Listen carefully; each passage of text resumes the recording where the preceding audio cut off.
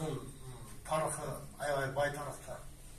Дастан Аксакалга жолугуп сүйлөшүп бир 2 саат сүйлөшөлүк деп ушундай кептин кызуусуна кирип кетип 4 саат кантип өткөнүн билбей калдык да. 4 мүнөттөй болуп калды. Кыргыздын тарыхы өтө кенен мына ошол жерден Дастан Аксакал айтып берди. Дүйнөлүк 12 тарыхый конгресстерге катыштым. Ушул Алтай цивилизациясы кыргыздардан чыккандан мен илимий негизде тастыктап бердим деп спектральный анализ менен патекте окугам. Горно-Геловецкийде спектральный анализ деген колодо эмне үчүн билем. Коло деген бул калайдын жана жездин гана кошулмасы даана коло болот да. Бул коло калай Алтайда жана Кыргызстанда гана бар, башка жерде жок.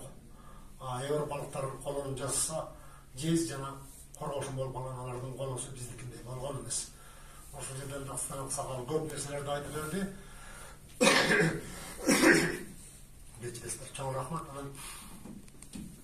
Биз мындай деген урандын үстүндө иштеп келебиз да. Урук бириксе, уруу биригет, уруу бириксе, улут биригет деп. Бул кыргыз улутунун санжыра тарыхына кандай бир үлүш жасап кетебиз деп. Негизи мунун баары мамлекеттик иштер, бирок муну азыр эл жасап атат. Ошондо Дастан Аксакал мынтип айтты. Манас бабабыздын убагында санжырага бир токтогон экен да. Донон би Муратай бийдин убагында бир токтогон экен, Адыгене тагайдын убагында бир токтогон экен. Мына азыркы доордо дагы бир санжырага бир токтоп атабыз. 30 жыл болду да. Кыргыз кыркурууга бөлүнбөйт. Кыргыз кыркуруудан турат. Мана жанагы Төлөк Туракандын китебинде айтып атпайбы, бир кезде 200, бир кезде 120, 70, 80 уруу болгон экен. Алашкандын убагында 80 уруу болгон экен депчи. Анан туугандар, сиз автор менен кичине сүйлөшүп сөздөр бар эми. Сиздердин вариант боюнча жетигенден Кожеке, андан Карек деп айтасыздар да. Биз болсо Сурантай, Муратай жана Донон бидин замандашы. Андан Жүсүпбек, Сүйүнчбек деп ушундук эдебиз да. Эми окшош эле.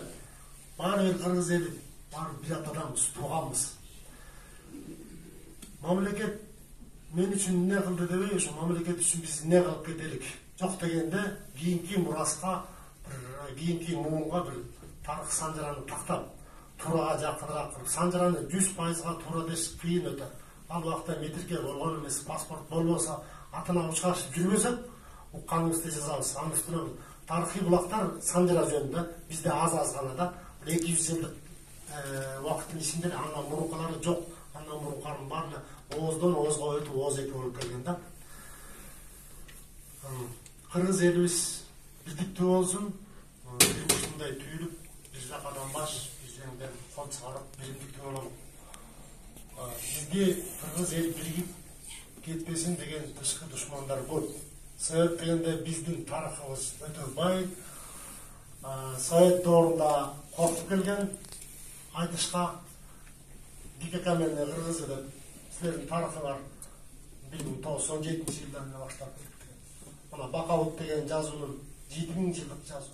Азыр Кытай булактарында айтылып атат, кыргыз тарыхы 8000 жылга кетти деп. Биздин мамлекеттин акча жок, чабалыбыздан баары бар бизде. Бирок эмне үчүн байыбайбыз да? Эмне үчүн өнүгүп кетпейбиз? Анан кээде ойлоп коем, Кырымдар кыргыз иштебейде башка бирөөнү чыгарып эле көз баланы окшоп өспөй керек болуп атат депчи. Себеп дегенде, ана Молда Сабыр деген аалым өтүп кетти, өзү тарихатчы болчу. Шунун бир маселесинде мынтип айтат экен. Тажик устастан окуп туруп айтчу экен. Силер Аксүйөктүн тукумусуңар, Аксүйөктүн тукумусуңар кыргыздар депчи. Биз өзбектер менен тажиктер андай эмеспиз деп. Анан бир күнү сурадым дейт. Я устаз, эмнеге Аксүйөктүн тукумдары деп айтасыңар десе, силер Өңүскандын тукумусуңар, Өңүскан тубаса олия болуп төрөлгөн, силерде ошондой нерсе бар, ошондой касиет депчи. Анан касиеттибиз деп балким мындай улуттук байлыктарга, руханий дөөлөткө эмес, убактылуу байлыкка биздин аң сезимибиз ооп кетип, балким ушун үчүн өнүгөбөй атабызбы. Себеп кыргыздар сөздү баккан, сөздү биринчи орунга койгон. Анан баягы түрүдөн түңүлбөдүк мамлекетибиз дагы эле жанагы өнүгүп аткан элүү мамлекеттин арасына кошулсун Кудайдан тилейбиз. Чоң рахмат сизге. Çok rahmet.